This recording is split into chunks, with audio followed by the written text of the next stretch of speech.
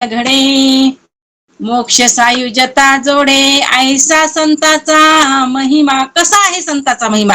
जर म्हणले अहो संतांच्या महिमा असा आहे की तिथं आलिंगन घडलं की काय व्हायला लागलेले आहे?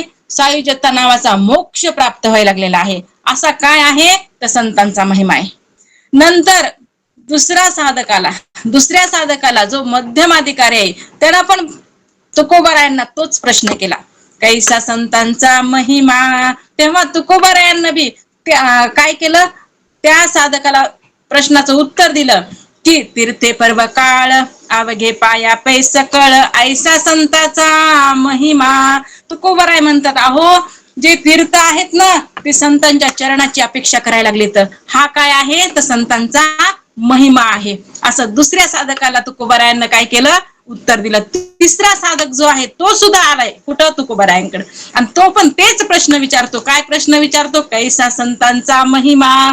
तेव्हा त्या पण साधकाला तुकोबाराय प्रश्नाचं उत्तर देतात की तुका म्हणे देवा त्यांची केली पावे सेवा, ऐसा संतांचा महिमा. कसा संतांचा महिमा आहे? की अरे म्हणले जसं जर आपल्याला देवाला प्रसन्न करून घ्यायचं असेल, कसं उदाहरण दिलं, माता आहे म्हणे, आता तिच्याकडून जर आपल्याला तिला प्रसन्न करायचं असेल, तिच्या घरी गेलो तर आपण तिच्याकडून चहा वगैरे जर प्यायचा असेल तर काय करायचं म्हणे? काय करायचं नाही, तिच्या लेकराची स्तुती करायची. तिच्या लेकराची स्तुती केल्यावरती बिगर चहाची यूज देत नाही, कारण का? प्रसन्न होती ना. तसंच आहे म्हणले, जसं तुम्ही जर संतांची जर म्हणले स्तुती केली, संतांचं जर तुम्ही नामस्मरण केलं तर म्हणले देव सुद्धा काय व्हायला लागलेला आहे? प्रसन्न व्हायला लागलेला आहे. हेच तर काय आहे? संतांचा महिमा. विठ्ठल विठ्ठल विठ्ठल. तर आता ह्या अभंगामध्ये संतपर, आता अभंग 4 चरणाचा संतपर प्रकरणामधला अभंग घेतलेला आहे आणि या अभंगामध्ये महिमा सांगितलेला आहे, आलिंगनाचा महिमा सांगितला. आता आलिंगन आहे ऐक नाही. आता बघा, संतांच्या दृष्टीचा महिमा सांगितला, संतांच्या स्पर्शाचा महिमा सांगितला, संतांच्या कृपेचा महिमा सांगितलेला आहे आणि संतांच्या आलिंगनाचा सुद्धा महिमा सांगितलेला आहे. आलिंगन ऐका नाही, आलिंगनानं काय व्हायले? मोक्ष सायुजता नावाचा मोक्ष प्राप्त व्हायलाय. कशानं? केवळ आलिंगनानं. हा काय आहे? संतांचा महिमा आहे. आता विचार करा, आलिंगन कुणाला देतो आपण? आलिंगनाचा जर विचार केला तर आलिंगन कुणाला आहे? आता बघा, ज्याची ओळखच नाही आहे का नाही, ज्याची ओळखच नाही त्याला आपण आलिंगन देतो का? अजिबात नाही. बरोबर आहे ना? ज्याची ओळख नाही त्याला कुठलं आलिंगन आलं? बरं, थोडीशी काय आहे? केवळ थोडीशी जर ओळख असेल आहे का नाही, तर त्याला आपण काय करतो? जय हरी रामकृष्ण हरी, ह्याच्याशिवाय दुसरं काही म्हणत नाही. त्याच्यापेक्षा जराशी अजून जास्त ओळख असेल तर लय झाला हातात हात आहे, मग आहे का नाही, हातात हात घेतो. त्याच्यापेक्षाही जास्त जर अजून ओळख झाली तर मग खांद्यावर हात आहे, काय चाललंय, कसं चाललंय आहे का नाही, वगैरे वगैरे मग विचारणं असतं. आणि त्याच्याही पेक्षा जास्त ओळख असेल प्रेमाचं आहे का नाही, प्रतीक हे आलिंगन सांगितलेलं आहे. अजून जिव्हाळा जर असेल तर तिथं आलिंगन सांगितलेलं आहे बरं का. हा आलिंगनाचा महिमा आहे. पण हे आलिंगन संतांचं असं नाही बरं का. संतांचं आलिंगन आगळं वेगळंच आहे. संतांच्या आलिंगना करता मुमुक्षु व्हावं लागते, संतांच्या आलिंगना करता साधक बनावं लागते आणि संतांचं आलिंगन घेण्याकरता परमार्थ पथावर चालावं लागत असते.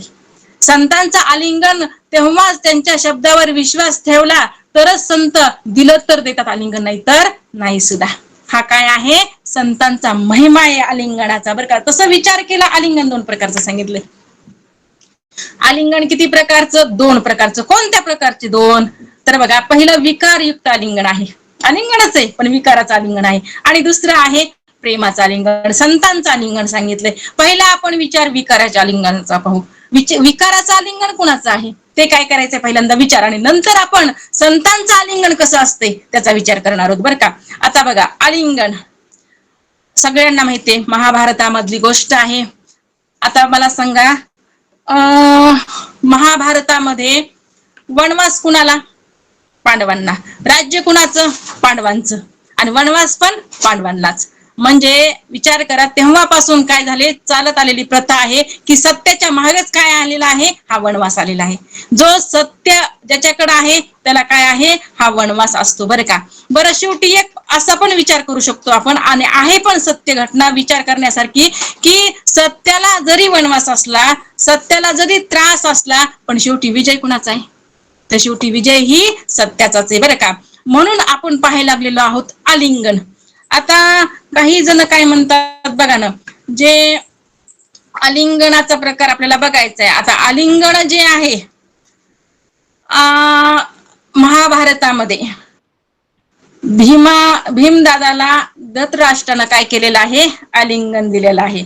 आता जेव्हा भीमदादा होते आणि धृतराष्ट्राच्या मनात नेहमी एक संशय म्हणजेच विकाराची अग्नी, अहंकाराच्या ज्वाला भडकायचा. कुणाच्या? धृतराष्ट्राच्या. का बरं? कारण ह्यांचे पाचीच्या पाची वाचली, ह्यांचे काय झालेले आहेत, पाचीच्या पाची वाचले आणि माझे 100च्या 100 गेले. पण माझा प्रिय प्राणप्रिय दुर्योधन तो गेला नसता बर का. पण ह्या भीमानं त्याचा घात केला.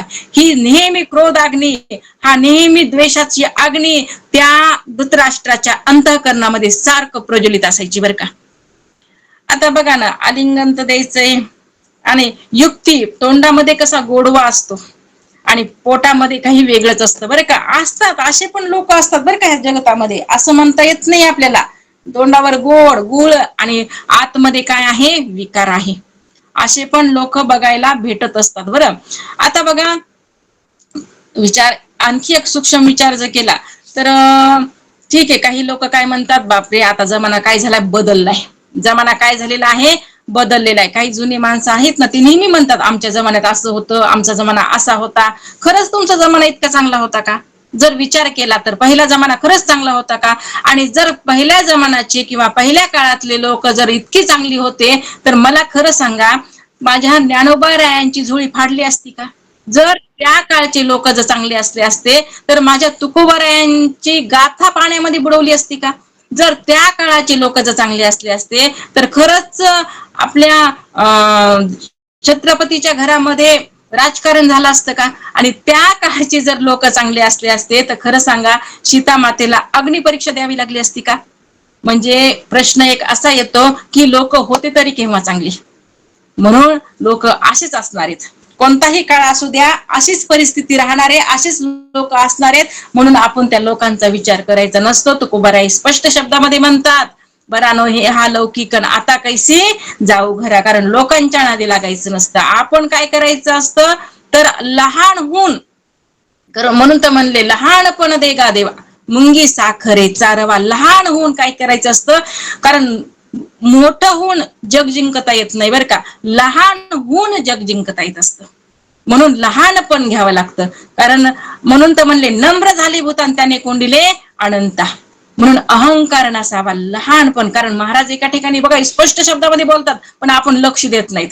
अहंकाराचा वारा, अरे म्हणले अहंकार तर लांबच राहिला पण वारा सुद्धा नको. कशाचा? अहंकाराचा वारा कशाला म्हणतात ते सुद्धा नको म्हणले, अहंकाराचा. आणि म्हणून त्या अहंकारापेक्षा आपण 4 हात काय केलं पाहिजे, लांबच राहिलं पाहिजे. महाराज नेहमी सांगायचे आम्हाला, आमचे गुरु महाराज, की जसं म्हणले बेश्रामाची काडी असते है का नाही, कवळी असल्यावर तुम्ही वाकवा बरं, कितीही वाकवा ती वाकते, पण एकदा का निब्बर झाली तर म्हणले ती वाकत नाही, तुटन पण वाकणार नाही. असा काय असतो, हा अहंकार. म्हणून बाबा अहंकार निशी घनदाट.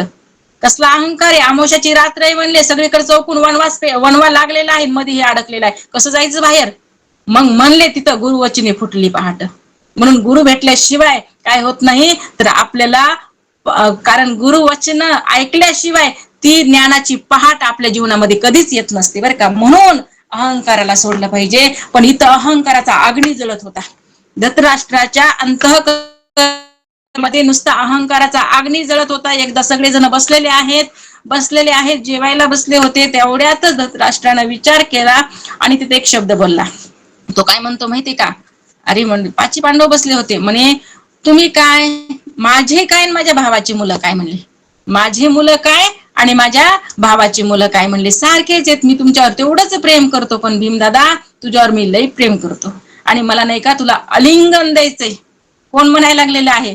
हाच धृतराष्ट्र काय म्हणायला लागलाय, मला तुला काय करायचं आहे, आलिंगन द्यायचं आहे. आता भीम कसा होता माहिती का, अगदी ताकदीनं होता, पण त्याला नाही का महाराज डोकं कमी होत, जास्त विचार करत नव्हता बरं का. तो आलिंगन म्हणलं की लगेच हो म्हणला, ठीक आहे म्हणे काही हरकत नाही, आपण काय करू आलिंगन घेऊ, पण उद्याच्याला घेऊ म्हणे आलिंगन.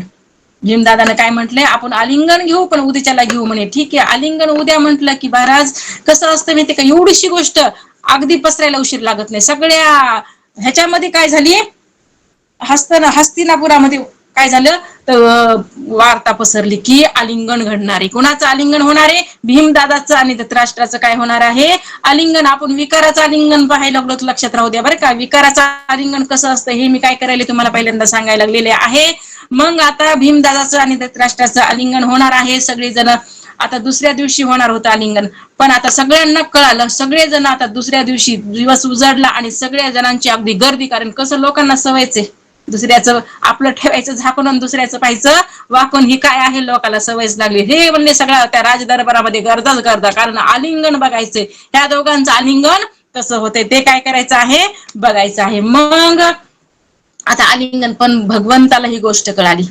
भगवंताला गोष्ट कळाली, भगवंतानं लगेच भीमाला सांगितलं, भीमदादा अजिबात आलिंगन द्यायचं नाही.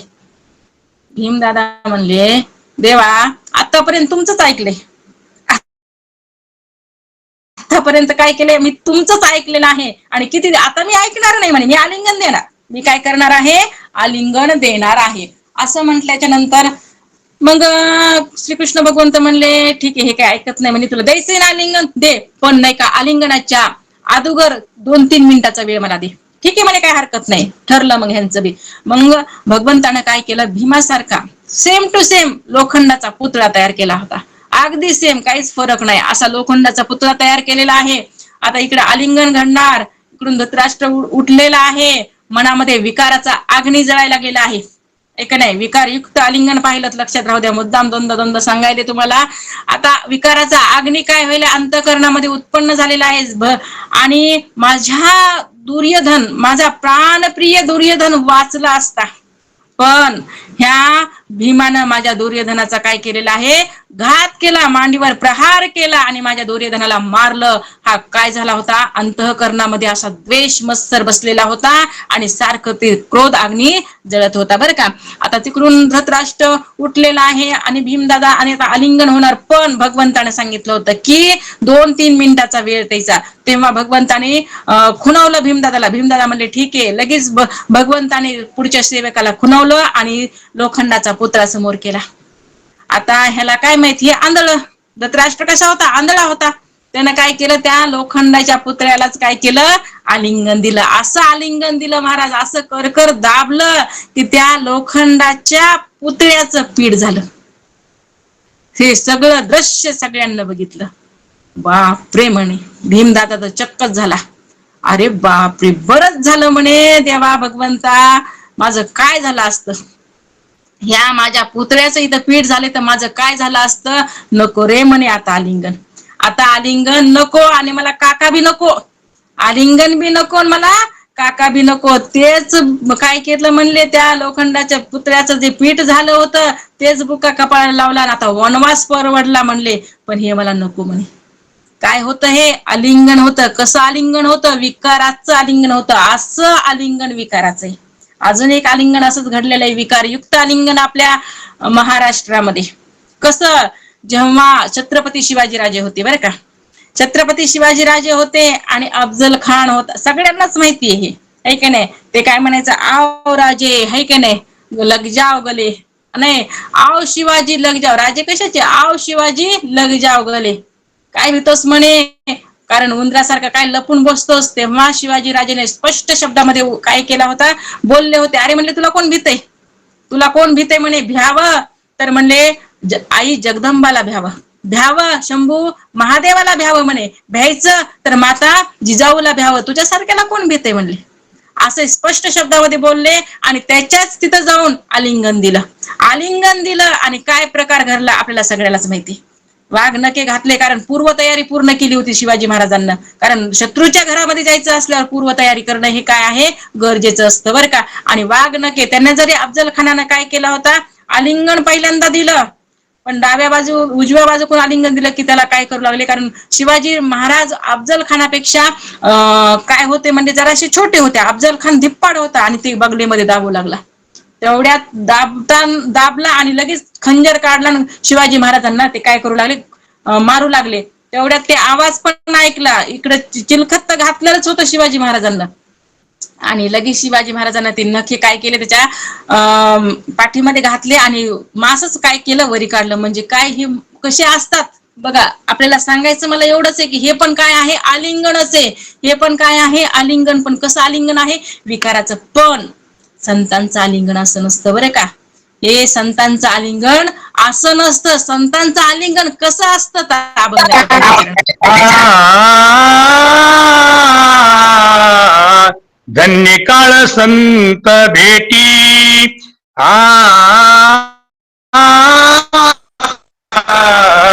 धन्य संत भेटी पायी मिठी पडली तो देहाच्या उठल्या गाठी संदेहाच्या सुटल्या गाठी. हा तर धन्य काळ संत भेटी पायी मिठी पडली जो संदेहाच्या सुटल्या घाटी. आहे का नाही. तर हा आवाजच आला नाही हो. डबल बोला. धन्य काळ संत भेटी संदेहाच्या सुटल्या गाठी झालो पोटी शीतळ.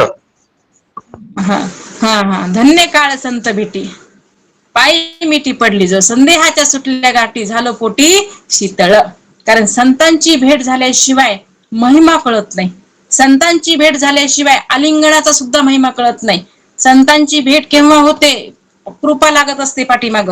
ईश्वराची कृपा लागत असते. ईश्वराची कृपा झाल्याशिवाय संत आपल्याला भेटत नाही. म्हणून भाऊ अवघड आहे संत भेटी परी जग जेटी करुणा केली. मग ह्याच संतांची भेट झाल्याच्या नंतर आलिंगनाचा महिमा त्यांच्या कृपेचा महिमा आपल्याला कळत असतो. अगोदर कळत नाही. त्यांच्या स्पर्शाचा महिमा आहे. त्यांच्या दृष्टीचा महिमा आहे. त्यांनी नुसतं स्मरण केलं चित्तामध्ये तरी तो महिमा आहे बरं का.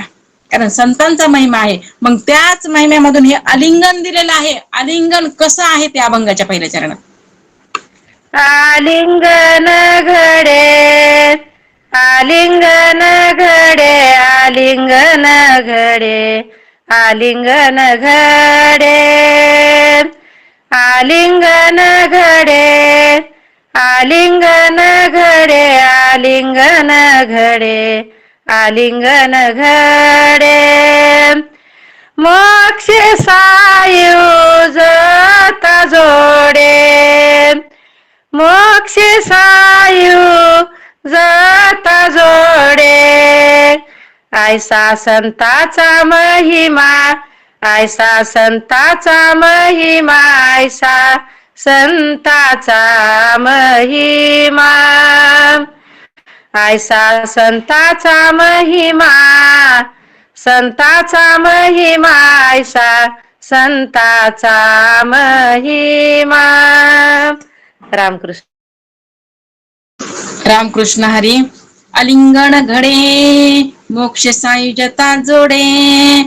तर आता आलिंगन संतांचं आलिंगन घडल्याबरोबर काय व्हायला लागलेलं आहे तर सायुज नावाचा मोक्ष.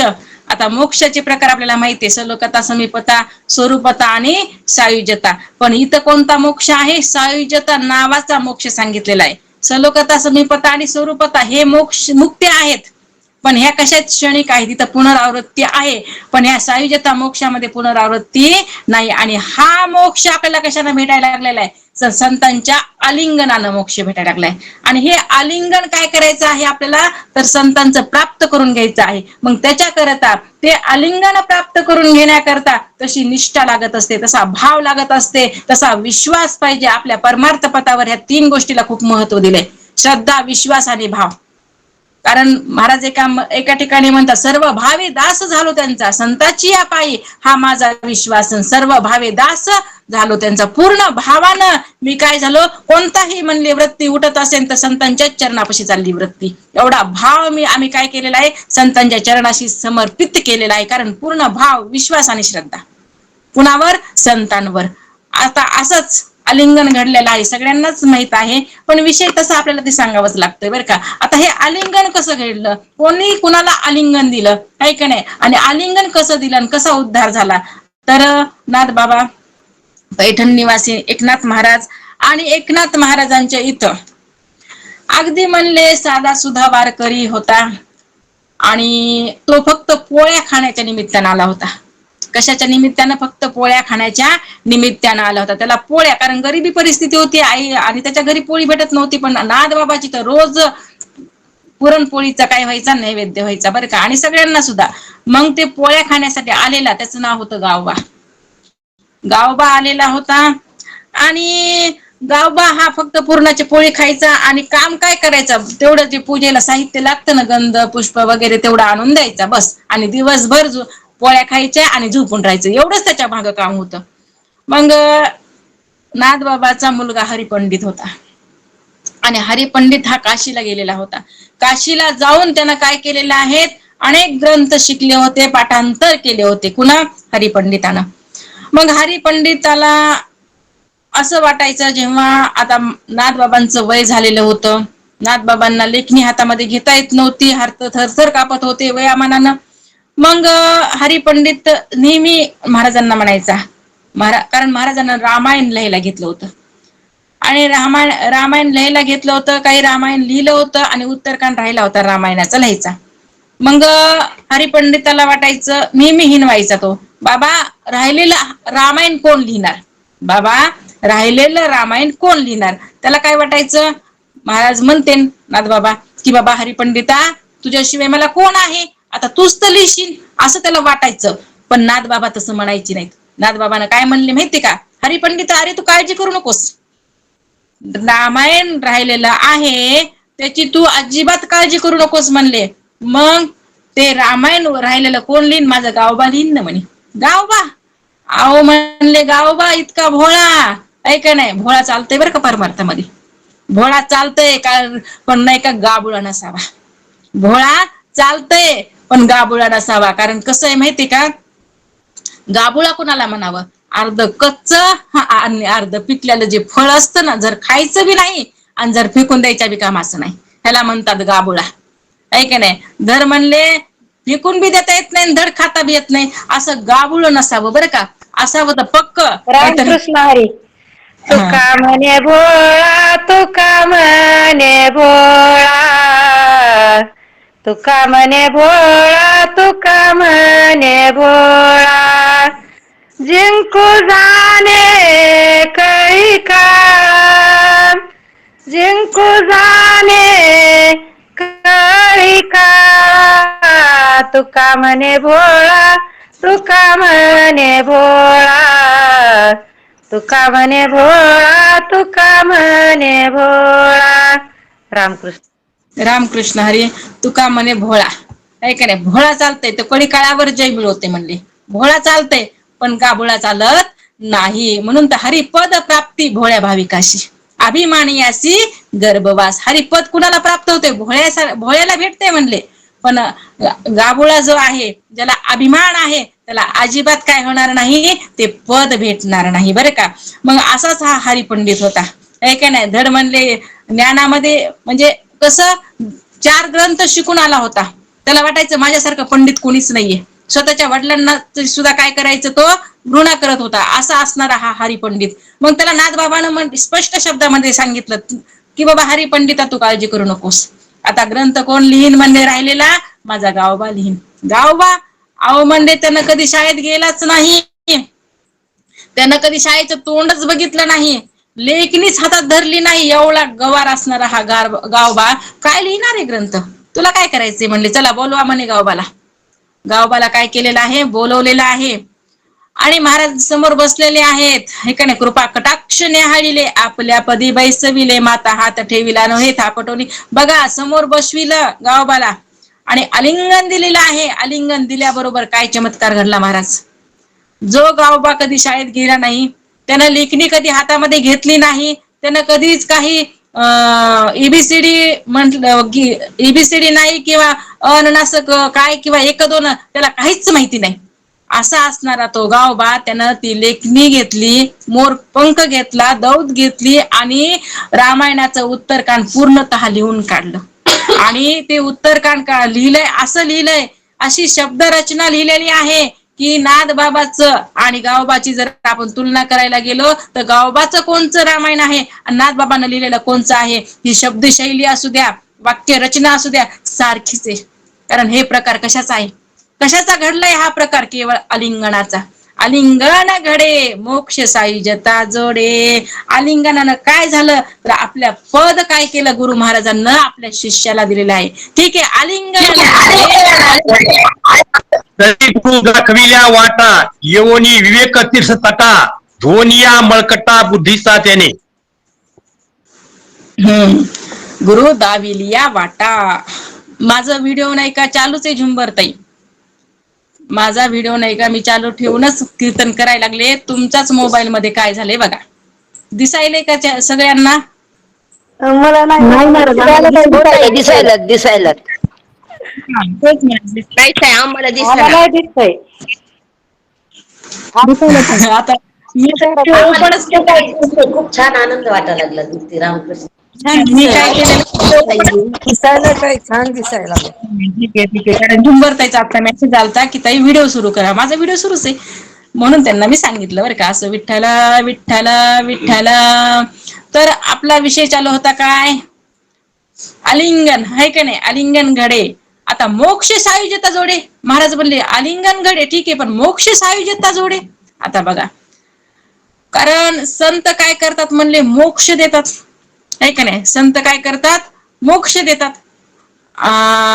आलिंगनाने सुख वाटे, आलिंगनाने सुख वाटे, सच्चिदानंद प्रेमे सच्चिदानंद गोटे, हर्ष ब्रह्मांडी, हर्ष ब्रह्मांडी उच्चटे, समूळ तुटे मी पण. महाराज म्हणतात आलिंगनानं काय व्हायला लागलेलं आहे, तर आलिंगनानं सुख वाटलं. आलिंगनानं काय झालं, सुख वाटलं. जे अंतःकरणामधले जे विकार होते, क्रोध लोभ मत्सर जे आहेत ते पूर्णतः काय झालेले आहेत, तर निघून गेलेले आहेत. आणि अंतःकरणामध्ये काय प्रगट झालेले आहे, अंतःकरणामध्ये आता काय प्रगट झालं, तर नुसत्या ब्रह्म आनंदाच्या लहरीच्या लहरी प्रगट झालेल्या आहेत. ही गोष्ट ही काय झालेलं आहे, घडलंय. कशामुळं घडलंय, तर आलिंगनामुळं घडलेलं आहे. एवढं महत्व आलिंगनाला दिलेलं आहे. आणि आलिंगनानं काय होते, तर मोक्ष सायुज्यता नावाचा, सायुज्यता नावाचा मोक्ष प्राप्त व्हायलाय. ठीक आहे, मोक्ष प्राप्त व्हायलाय.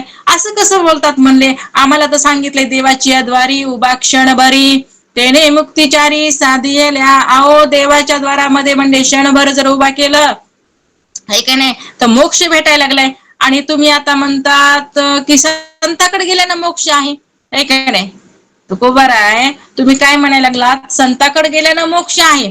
पण आम्ही तर असं ऐकले देवाकडे, ज्ञानेश्वर महाराज म्हणतात देवाकडे गेल्यानं मोक्ष आहे. मग देवाकडे गेल्यानं मोक्ष आहे का संताकडे गेल्यानं मोक्ष आहे, मोक्ष कुठे आहे?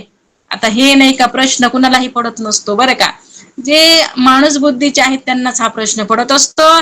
संत स्पष्ट शब्दामध्ये उत्तर देतात, अरे ऐका म्हणे, ऐका नाही, ऐका, संतांकडही गेल्यावर मोक्ष आहे आणि देवाकडेही गेल्यावर मोक्ष आहे. देवाकडे गेलं की मोक्ष आहे, पण संताकडे गेल्या की मोक्षाच्या पंक्तीच्या पंक्तीच आहेत. हा फरक आहे की नाही. देवाकडे गेल्यावर मोक्ष आहे एकट्याला, पण संताकडे गेल्यावर मोक्षाच्या पंक्तीच्या पंक्तीच बसायला लागल्यात. म्हणून तर म्हणले जयाने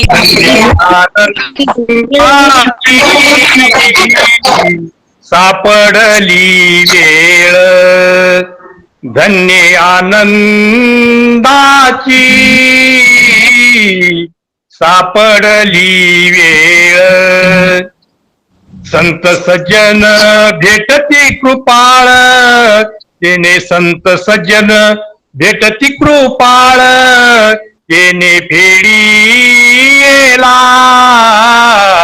बुद्धी सामळ, तेने फेडीला बुद्धीचा बळ, तिने दाखविला यशोदेचा बाळ, तिने दाखविला यशोदेचा बाळ, तिने धन्य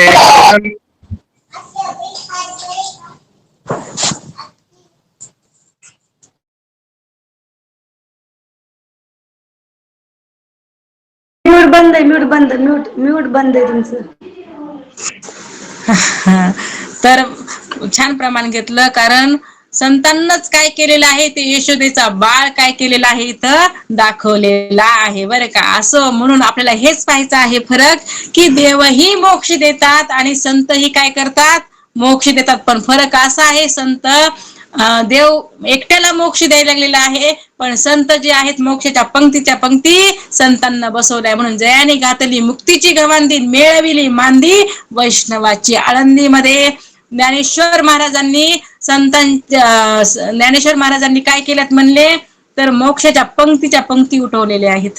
हे महिमा आहे संतांचा. काय महिमा सांगायचा संतांचा. अजून सांगायचं झालं तर बघा एका ठिकाणी म्हणतात भक्ती मुक्ती फुकाचसाठी कोणी तयाकडे न पाहे रे. संत सज्जनी मांडिले दुकान जे जया पाहिजे ते आहे रे. भक्ती मुक्ती फुकाचसाठी कोणी तयाकडे न पाहे रे. नाचत जाऊ त्याच्या गावारे खेळी या सुख देईन विसावारे. आता बघा संत महात्मे जे आहेत काय म्हणालेत मोक्ष इकडं अगदी फ्री मोक्ष आहे म्हणले फक्त तुम्ही या इथं 1 रुपया लागना मोक्षाला आमच्या फुकटचा मोक्ष आहे. पण कोण यायला लागले संताकडं कुणीच येईना झाले त्याच्याकडे कुणी बघना झाले.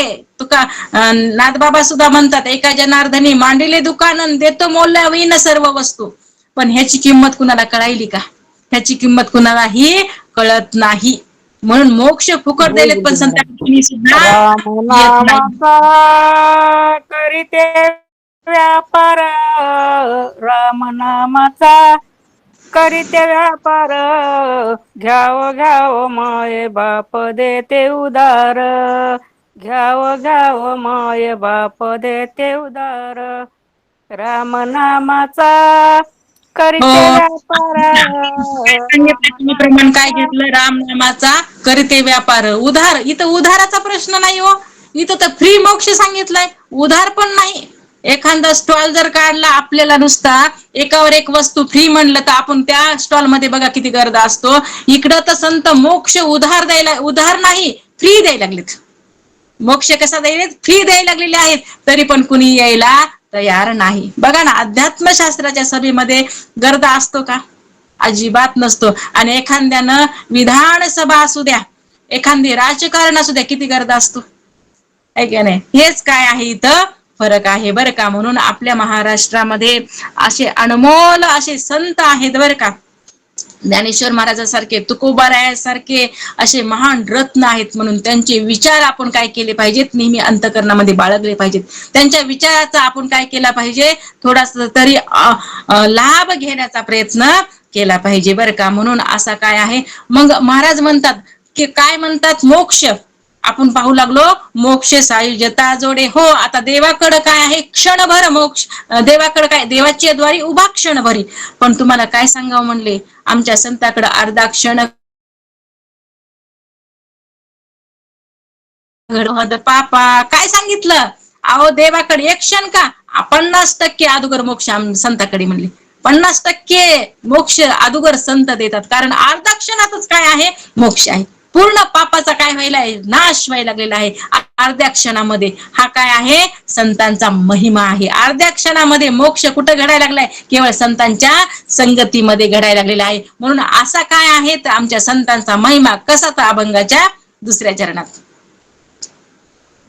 बोला 2रं चरण. ऐसा संताचा महिमा ऐसा संताचा महिमा झाली बोलायाची सीमा झाली बोलायाची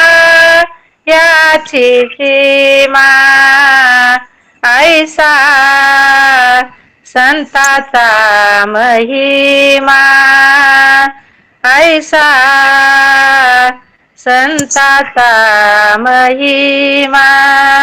रामकृष्ण. ऐसा संताचा महिमा झाली बोलायाची सीमा. तर काय सांगावं म्हणले संताचा महिमा. तुकोबाराय सुद्धा म्हणतात काय संताचा महिमा सांगायचं. संताचा महिमा सांगायला गेलो तर काय झाली म्हणले बोलाव्याची सीमा. जशी बॉर्डरची सीमा आहे ना आता कशी असते ती बॉर्डर असते ओढलेली, त्याची सीमाच असते, त्याच्या पलीकडे जाता येते का? जाता येत नाही. तशी म्हणले संतांच्या महिमाला काय लागली आता इथं? सीमाच लागली म्हणले. वर्णन सुद्धा करता म्हणजे कितीही वर्णन करता येते पण शब्द अपुरा पडते. संतांच्या महिम्याचं आम्ही कितीही वर्णन पण शब्द काय व्हायले तिथं? अपुरे पडायला लागलेले आहेत. असा काय आहे तर हा संतांचा महिमा आहे. विठोबा रखुमाई कुमारी निरंतर जागवीती मज निरंतर जागवीती. काय सांगू तरी संतांचे उद्गार, काय सांगू तरी संतांचे उद्गार. मज निरंतर जागवीती मज निरंतर जागवीती. काय सांगू संतांचे उपकार मज निरंतर जागविती. आलिंगन घडे मोक्ष साई जता जोडे, ऐसा संताचा महिमान झाली बोला याची सीमा. काय महिमा सांगायचा आहे संतांचा? जेवढा महिमा वर्णन करू तेवढा काय आहे तर कमीच आहे बरं का. एकदा नारद मुनींना असं संतांचा महिमा पाहण्याची इच्छा झाली होती. भगवंताकडे गेलेत नारद मुनी आणि नारद मुनी म्हणतात भगवंता अरे संतांचा महिमा कसा आहे ते मला काय करा सांगा म्हणे, दाखवा. तेव्हा भगवंत म्हणले ठीक आहे तुला संतांचा महिमा पाहायचा आहे ना, जाय म्हणे मृत्यू लोकामध्ये एका कुपाटीवर सरडा बसलाय आणि त्याला जाऊन विचार म्हणले संतांचा महिमा कसा आहे. ठीक आहे म्हणले. भगवंतानं सांगितलं नारद मुनीला आले मृत्यू लोकी आणि आल्याच्या नंतर त्या सरड्याकडे गेले आणि सरड्यांना विचारू लागले कैसा संतांचा महिमा. तेव्हा सरड्यानं नारद मुनीकडे पाहिल्याबरोबर उलटा पालटा झाला आणि तिथंच काय केला? प्राण सोडून दिला. झालं. अजून नारद मुनी काय झाले? भगवंताकडे गेले. गेल्याच्या नंतर भगवंताला विचारतात भगवंता अरे मी त्या सरड्यांना विचारण्याच्या अगोदरच त्यानं प्राण सोडला म्हणे, मला तर संतांचा महिमा राहिलाच ऐकायचा, आता काय करू? आता काही नाही म्हणे, अजून काय कर, मृत्यू लोकात जा आणि आंब्याचं वृक्ष आहे तिथं पोपट बसलेला आहे त्याला विचार म्हणे. ठीक आहे. अजून नारद मुनी आलेले आहेत खाली आणि त्या पोपटाला काय करतात? विचारतात संतांचा महिमा. त्या पोपटानं नारद मुनीकडे बघितल्याबरोबर मान टाकून दिली आणि प्राण सोडून दिला. झालं म्हणले. अजून परत भगवंताकडे नारद मुनी आले आणि विचारू लागले देवा असं काय म्हणे, ऐका नाही त्या सरड्या ह्याच्याकडे गेलो म्हणे पोपटाकडे, अरे त्यानं पण प्राण सोडून दिला, मला तर संतांचा महिमा ऐकायचाच राहिला, कसा आहे म्हणे संतांचा महिमा. ठीक आहे म्हणे, आता काय कर, मृत्यू लोकात जा, एका राजाच्या इथं म्हणे 12 वर्षानं काय झालाय मुलगा झालाय, त्याला जाऊन विचार म्हणे संतांचा महिमा. नाही म्हणे देवा आता मी जाणार नाही. नाही म्हणे तुला जावं लागेल. नाही म्हणे देवा, पहिल्यांदा गेलो म्हणे पोपटाकडे ह्याच्याकडे सरड्याकडे, त्यानं प्राण सोडला. पोपटाकडे गेलो त्यानं प्राण सोडला ना, आता तुम्ही म्हणायला लागलात म्हणे काय की राजाच्या वाड्यात ते बी 12 वर्षांना मुलगा झालाय, त्याच्याकडे गेल्यावर ते राजा मला सोडील का म्हणे असा तसा, ते जर मुलाला बघितल्यावर त्यानं जर प्राण सोडल्यावर. नाही तू जाऊन तर ये म्हणे. ठीक आहे बरं तुम्ही म्हणतात तर मी जातो. मग आता नारद मुनी आलेले आहेत राजवाड्यात. आल्याच्या नंतर त्या राजाने नारद मुनी आले म्हणून स्वागत केलं आणि आपलं बाळ त्याच्या मांडीवर दिलं आणि नारद मुनी त्या बाळाला विचारतात, कैसा, विचारण्याच्या अगोदरच त्यानं उत्तर द्यायला सुरुवात केली. तुम्हाला काय सांगू म्हणे संतांचा महिमा. अहो जेव्हा तुम्ही मला भेटलात तेव्हा मी सरड्याच्या योनीत होतो. तुमचं दर्शन झाल्याबरोबर मला सरड्याच्या योनीतून काय झाली, मुक्ती भेटली. नंतर मी पोपटाच्या योनीमध्ये गेलो, तुमचं दर्शन झालं तर पोपटाच्या योनीतूनही मला काय झाली, मुक्तता भेटली. आता बघा म्हणे तुमच्या देखत मी राजाचा राजकुमार झालो म्हणे. हेच तर आहे संतांचा महिमा. अजून काय सांगायचंय संतांचा महिमा. असं ते काय म्हणत आहे, नारद मुनीला म्हणत आहे असा संतांचा महिमा आहे. मग आपण जेवढा वर्णन करू तेवढा कमीच आहे, कारण संतांच्या महिम्याला काय आहे म्हणले, सीमा. आता शब्दाला सीमा आहे पण महिमेला काय नाही तर सीमा नाही. असा हा संतांचा महिमा. म्हणून तर ऐसा संतांचा महिमा झाली बोलायाची सीमा. मग संतांचा महिमा कळण्याकरता आपल्याला संतांच्या संगतीमध्ये यावं लागते. संतांचे चरित्र थोडेफार तरी आपण काय केले पाहिजे, ग्रहण केले पाहिजे, नित्य नेम ठेवला पाहिजे आपल्या आयुष्यामध्ये. कारण दिवस काय झाले, चाललेले आहेत, आयुष्य संपायला लागलेलं आहे का नाही. म्हणून आपण काय केलं पाहिजे, थोडासा तरी विचार केला पाहिजे. जे संतांचे वाङ्मय आहे, ज्या गाथा आहेत, अभंग गाथा सांगितलेल्या आहे का नाही, तुकोबरायांचा गाथा असू द्या, ज्ञानेश्वर महाराजांचा असू द्या, नाथबाबाचा असू द्या, एकनाथ महाराजांचा असू द्या, ते आपण ग्रहण करण्याचा, कारण त्यांची स्वतः त्यांच्या मुखातून आलेले काय आहेत ते शब्द रचना आहे बरं का. ते अमृत तुल्य असे काय आहेत शब्द आहेत ते आपण थोडं तरी आपल्या मुखातून घालवण्याचा काय केला पाहिजे. त्यांचे उष्ट आहे ते, आहे की नाही, आणि ते आपण ग्रहण करण्याचा उष्टावरी हीच असती बरं का. आणि ती ग्रहण करण्याचा आपण काय केला पाहिजे, प्रयत्न केला पाहिजे. कारण संतांचा महिमा म्हणेन तेवढा वर्णन आपण करू शकतो. अजून एक तुम्हाला छोटासा दृष्टांत सांगते. आता असे दिवाळीचे दिवस होते, बलिप्रतिपदा आलेली होती आणि त्या बलिप्रतिपदेला काय करतात बघा, पत्नीनं काय करावं लागतं, पतीला ओवाळावं लागतं. मग रुक्मिणी मातेनं ताट सजवलेलं आहे. ताट सजवून रुक्मिणी माता भगवंताकडे गेल्यात. कशाला, ओवाळण्याकरता बरं का. भगवंताकडे गेल्यात आणि पाहिल्यात आता भगवंताला काय करायचं आहे, ओवाळायचं आहे. तर बघायला लागल्यात तर सगळीकडे भगवंतच दिसायलाय. कारण चतुर्भुज रूप होऊन ठेले, सगळीकडे चतुर्भुज दिसायला लागलेत. आता ओवाळू तर कुणाला ओवाळू. बघ रुक्मिणी मातेला काय झाला, प्रश्नच पडला. लाजले गे माय आता कौना ओवाळू, जिकडे कवना वाळू आता कवना वाळू, जिकडे पाहावे तिकडे, जिकडे पाहावे तिकडे चतुर्भुज धरणारी. जय गुरुदेव. लाजले गे माया आता कौना ओवाळू, जिकडे पाहावे तिकडे चतुर्भुज गोपाळू. हाय का नाही, सगळीकडे कोण म्हणले, गोपाळ दिसू लागले. आता ओवाळू तर कुणाला ओवाळू. म्हणून आता म्हणले बाई मी ओवाळायला गेले माझ्या पती म्हणून, दुसरंच नाही काय करावं म्हणणे. आता काहीच तिला कळना म्हणून तिने त्या काय झाल्या माता जे आहेत ना, तसंच ताट घेऊन न ओवाळता वापस निघाल्या. रस्त्यामध्ये नामदेव महाराज भेटले. नामदेव महाराज रुक्मिणी मातेला विचारतात, का हो माता म्हणे तुम्ही भगवंताला ओवाळायला गेलत्या, ओवाळलं नाही तुम्ही तुमच्या मालकाला. तेव्हा रुक्मिणी माता म्हणतात, काय सांगावं म्हणे नामदेवा, अरे ओवाळायलाच गेले होते पण मला नाही का काय सांगू, माझा मालकच ओळखता आला. अरे भगवंतच मला ओळखता येईना झालेत.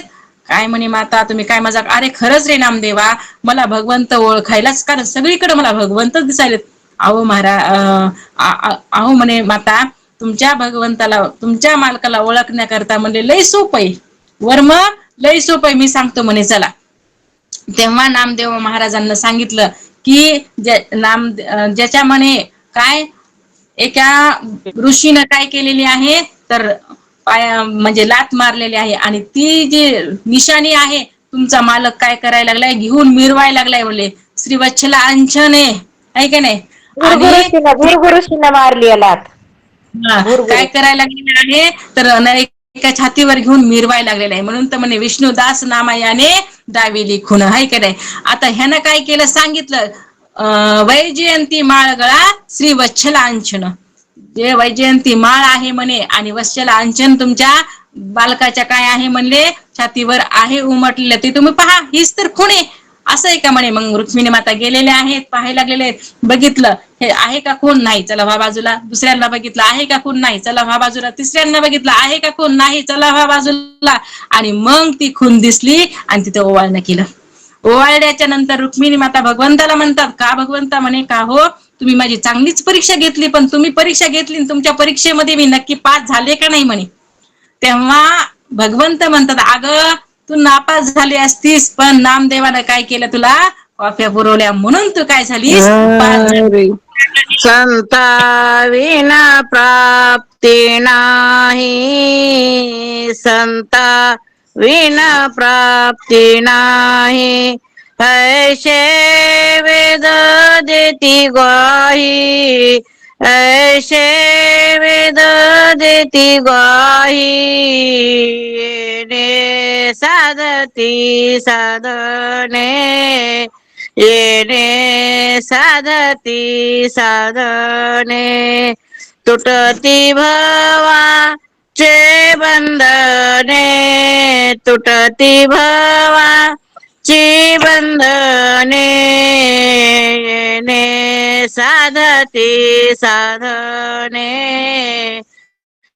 येणे साधती साधने, येणे साधती साधने.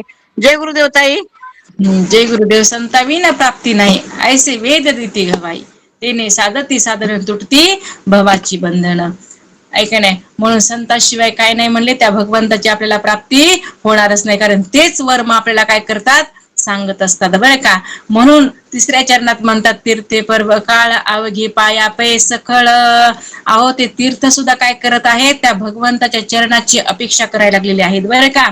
एकदा असंच आता दृष्टांत सांगायला आपल्याला वेळच नाही, पण ते तीर्थ अगदी म्हणले सगळ्यांचे पाप धुवून धुवून, कारण पाप किती आहेत, सांगा 3.5 ताई, करोड सांगा. पाप. जाऊ द्या 10-5 मिनिट पुढे सांगा. बर 3.5 करोड पाप आहेत बर का. आणि ते पाप असं तसं कुठंही बसत नाहीत म्हणले, त्यांना जागा बी तशीच लागते. म्हणून तर 3.5 करोड रोम आपल्या काय झालेत अंगावर आहेत, आणि त्या प्रत्येक रोमामध्ये एक एक पाप बसलेला आहे. आणि तेवढेच पाप धुण्याकरता 3.5 करोड काय झालेले आहेत, तीर्थ आहेत बरं का. ते पाप धुण्याकरता 3.5 करोड तीर्थ सुद्धा आहेत. आणि ते तीर्थ जे आहेत ना, ते काय करत असतात, प्रत्येकाचं पाप धुण्याचं काम करतात. पण नाही का, ते पाप कोणतं, कायिक पाप धुतात, ऐक नाही, वाचिक पाप धुतात, म्यूट करा, पण मानसिक पाप धुवू शकत नाहीत. तीर्थ जे आहेत मानसिक पाप धूत नाहीत, लक्षात राहू द्या. कारण मनानं केलेलं पाप हे वज्रासारखं असतं, ते तीर्थाच्या बापाला सुद्धा काय होत नाही म्हणले, धुतल्या जात नाहीत. असं काय आहे, ते मानसिक पाप आहे. म्हणून सगळ्यांना सावधगिरीनं राहिलं पाहिजे की मनानं पाप, मनोमय पाप करायचं नाही. मनात नाही का कुणाविषयी द्वेष नाही, कुणाविषयी मत्सर नाही, कुणाविषयी राग नाही. कारण जे बोलायचं तोंडावर बोलायचं, नाही तर अजिबात नाही बोलण्याची काय गरज आहे का नाही. सगळा भगवंत बघायचा नाही तर.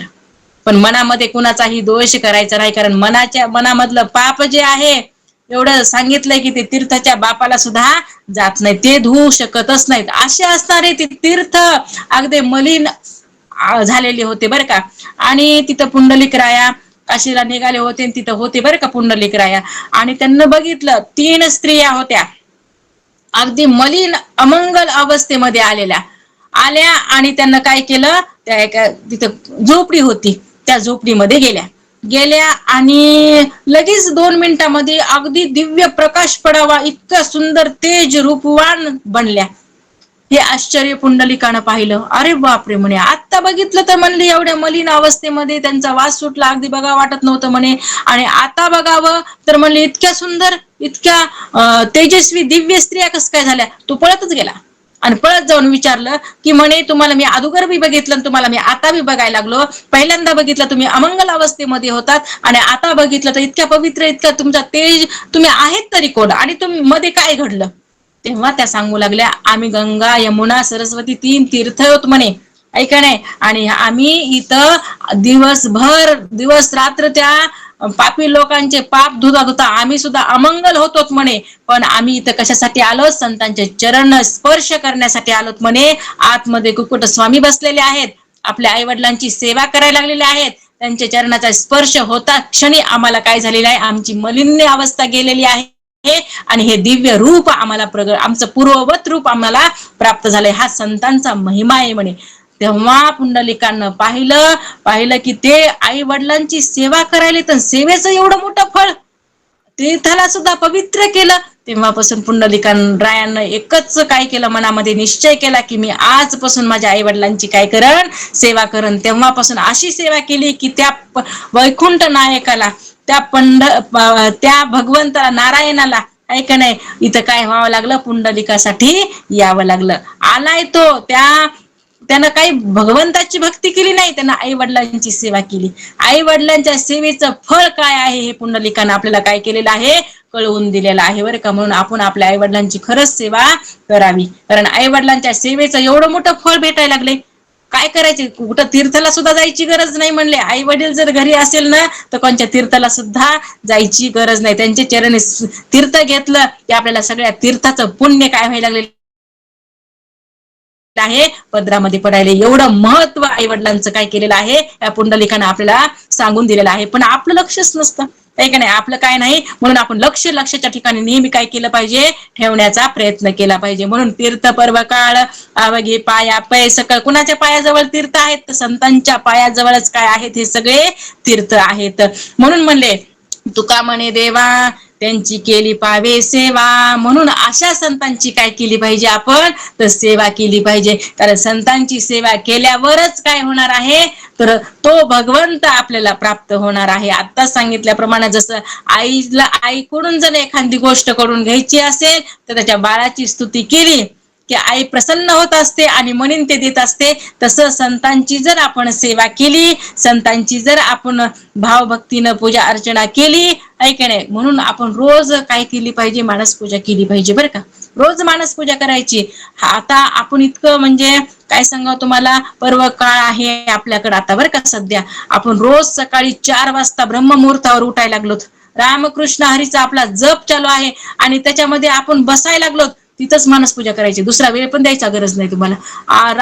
रामकृष्ण हरी म्हणत म्हणत म्हणत म्हणत काय करायची, तर त्या भगवंताची मानसपूजा करायची. त्या ज्ञानेश्वर महाराजांची काय करायची, मानसपूजा करायची. जायचं कुठं, आपल्याला माहिती मानसपूजा कशी करायची, आळंदीला जायचं. ऐकणे, आळंदीच्या त्या जी कमान आहे तिचं दर्शन घ्यायचं, समोर निघायचं. इंद्रायणी तीर्थ आहे, स्नान करायचं, 3 डुबक्या मारायच्या तीर्थामध्ये, लगेच निघायचं आणि महाद्वारात यायचं. महाद्वारात मध्येच काय आहेत, आपल्या पादुका आहेत कुणाच्या, हैबत बाबाच्या, त्यांचं दर्शन घ्यायचं. ऐका नाही, लगेच समोर नाथ बाबांचं काय आहे, छोटस मंदिर आहे बघा ना, आळंदीत सगळेजण गेलेले आहेत, सगळ्यांना माहितीये. लगेच तिथं दर्शन घ्यायचं. प्रदक्षिणा घालायची कुणाला, तर वृक्ष आहे ना, कोणता वृक्ष आहे, अजान वृक्ष, पिंपळाला काय करायचं, प्रदक्षिणा घालायची आणि अजान वृक्षाकडे जायचं, तिथं दर्शन घ्यायचं. तिथं विठ्ठल रुक्माईचं आहेच, ऐका नाही, तिथं दर्शन घेऊन लगेच कुठं जायचं, तर महाराजांच्या मंदिराकडं, रस्ता तिथंच आहे, लगेच लागते, लगेच गणपती आहे, गणपतीचं दर्शन घ्यायचं आणि समाधीकडं जायचं. समाधीकडे वाटचाल केली, समाधीपाशी जायचं, बसायचं निवांत. आता कोणी नाही, आपण एकटेच आहेत, कारण मानसपूजा आहे ना, तिथं काही गर्दा आहे का, आपण म्हणेन ते करू शकतो, फक्त मनाला तिथं करता आलं पाहिजे. असं मनामध्ये चिंतन करायचं आहे की नाही.